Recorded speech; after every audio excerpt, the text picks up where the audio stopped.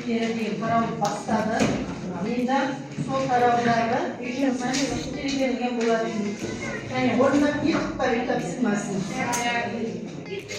Кей сабақта 7-4, 7-5 есептерді берген болатынбыз. Және барлығымыз дәптерімізді ашып қараймыз.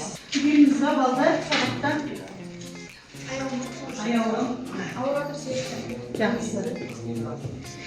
Және енді балдар деп қарай үй тапсырмасын, яғни сен маған, мен саған деген әдіс арқылы орындаймыз кәлемге.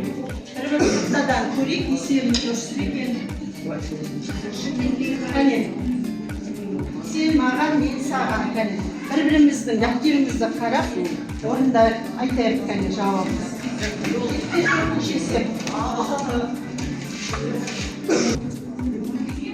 Балдар қарайықшы дәптерді. Осындай ол шығарды ма жұмысы? Кәне, бері қарап. Осылай орындалды ма егер? Дәптерімізді ашып қояды кәне, көп шығайды.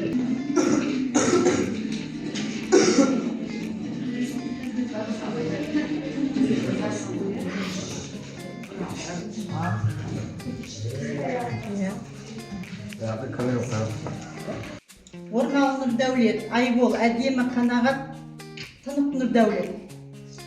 Кәне, барайық топтарымызға. Үлгерімі төмен оқушысан үшеуі кел, яғни біз қосын дережелерін пайдаланып орындадық, е?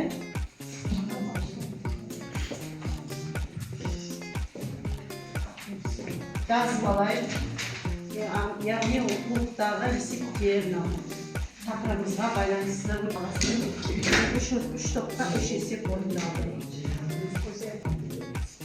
Енді балдар қарайық, топ жұмыс. Яғни бұдан қиса есеп беріледі, бірлік бөліс ізден әдісі бойынша. Бірінші есеп жанарма есебі. Берілген қарап алайық, дәптерге топ қол орындайық. Екінші есеп киім тігу есебі, үшінші есепте киім тігу есебі екен.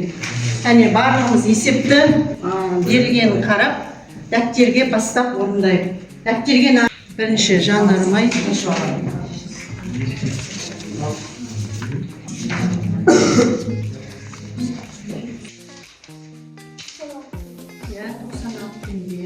Ал екінші сұрақ, 2016 жылғы 1 литр бензиннің бағасы 2017 жылмен салыстырғанда қанша теңгеге қымбаттаған? 29 теңгеге қымбаттаған. Екінші есеп, бейбарыстың тобы қара.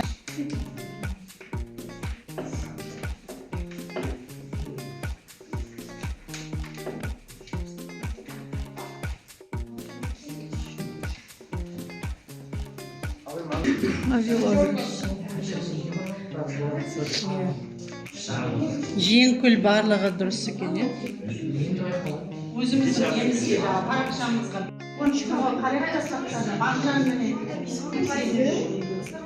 Дәулеттің орналы 20%-іне, 20%. Аяқтау керек 6-ға дейін, 6-шы есеп.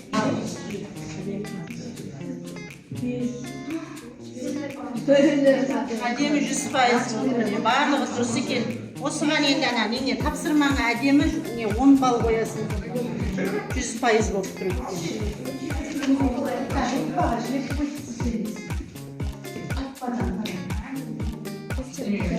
Сізден қарап, аты жөніңізді қазір неше балалардың көреміз. Балалардың жөніне шығылатын. Сізден бәрі жазын көңізге. Тақтада да тұр қарайды. Тесіп тұрмысы. Яғни бүкілген сабағымызға байланыстырма. Осында көрейтін дережесін.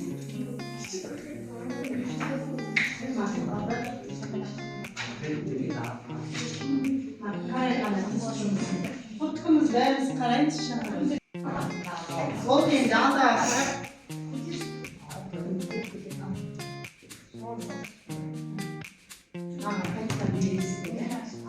Тіркесіп толтырасың, бүгін саған қалай ұнады ма? Түсіндің ба, білдің ба, үйрендің ба? Бол бере қойыңыздар, ат жөндеріңіз жазыңыздар, е? Ат жөнін жазамыз. Мына жерге ат жөнін астына жазып жүрсең. сөз тіркес тұр ғой көп нүкте. Соған бүгінгі сабақта қалай түсіндің бе, білдің бе, үйрендің бе,